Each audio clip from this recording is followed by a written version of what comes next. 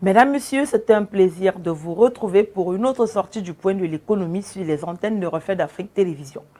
Au Cameroun, le ministre de l'Eau et de l'Énergie, Gaston Elundou Essomba, a reçu en audience le 8 janvier dernier une délégation d'investisseurs émiratis. Cette rencontre fait suite à la signature le 7 janvier 2026 d'un protocole d'accord entre le gouvernement du Cameroun et le groupe SGC Investment fixant le cadre général de la collaboration pour le financement des études et le développement de projets prioritaires dans plusieurs secteurs stratégiques. Les échanges avec le ministre de l'Eau et de l'Énergie, entouré de ses proches collaborateurs, ont porté, en ce qui concerne les domaines relevant de ses attributions, sur les perspectives de coopération dans les secteurs de l'eau et de l'énergie, notamment le développement de projets solaires en cohérence avec les orientations du compact énergétique national qui prévoit une montée en puissance du solaire à travers des centrales photovoltaïques, des mini-réseaux et des solutions hors réseau, en particulier pour l'électrification des zones rurales et périurbaines.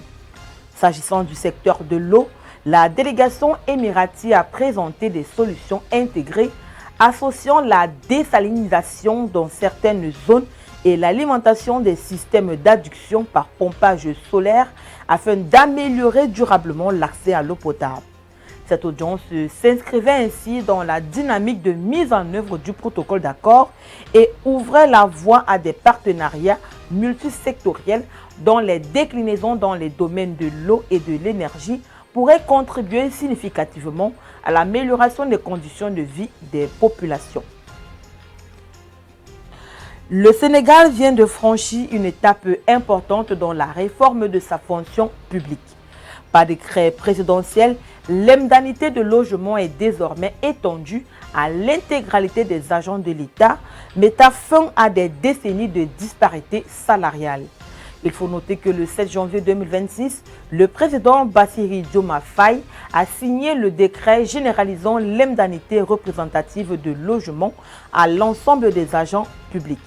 Fixée à 100 000 francs CFA par mois, cette mesure vise à corriger ce que le gouvernement qualifie de rupture d'égalité persistante. Car il faut dire que jusqu'à présent, environ 7% des agents publics, fonctionnaires comme contractuels, demeuraient exclus de ce dispositif alors que des secteurs comme l'éducation ou la santé en bénéficiaient déjà. La mise en œuvre opérationnelle de cette mesure relève du ministère chargé des Finances et du Budget qui devra veiller à son application effective à travers les circuits de paiement de l'administration publique. Le décret contresigné par le Premier ministre Ousmane Sonko et le ministre des Finances prend effet immédiatement. Une fois le décret pleinement entré en vigueur, l'indemnité de logement devrait être intégrée de façon régulière dans la rémunération des agents éligibles. 36 milliards de francs CFA, c'est le montant du financement approuvé par le gouvernement malien pour la construction d'une ligne électrique stratégique autour de Bamako.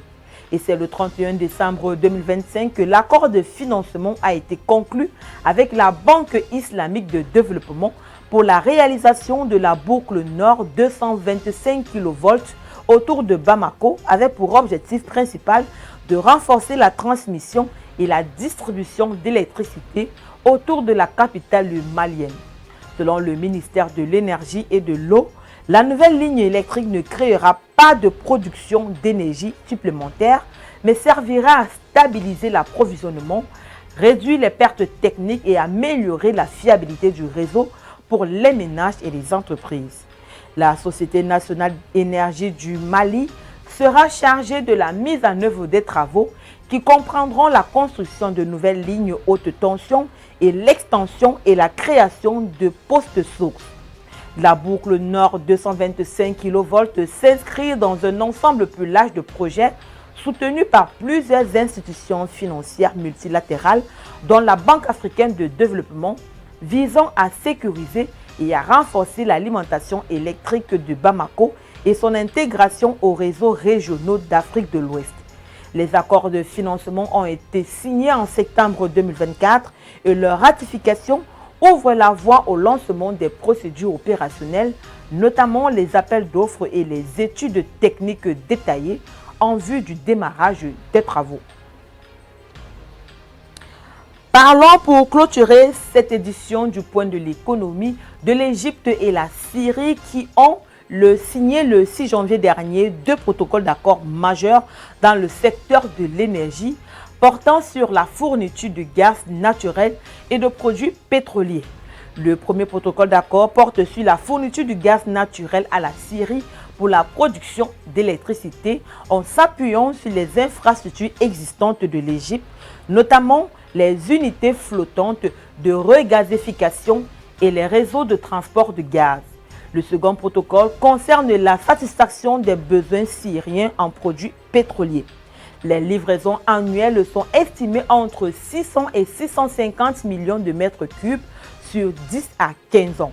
Les discussions également portées sur les perspectives de coopération dans la réhabilitation des infrastructures gazières et pétrolières syriennes en s'appuyant sur l'expertise technique égyptienne. Il faut dire que d'un point de vue économique, cette coopération est très rentable pour l'Égypte.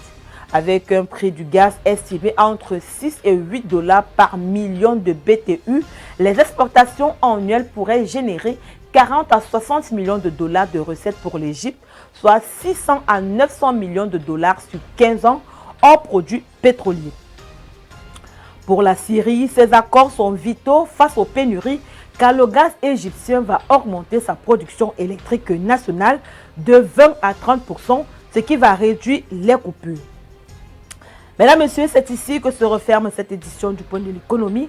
Merci de l'avoir suivi. Les programmes se poursuivent sur nos différents supports numériques.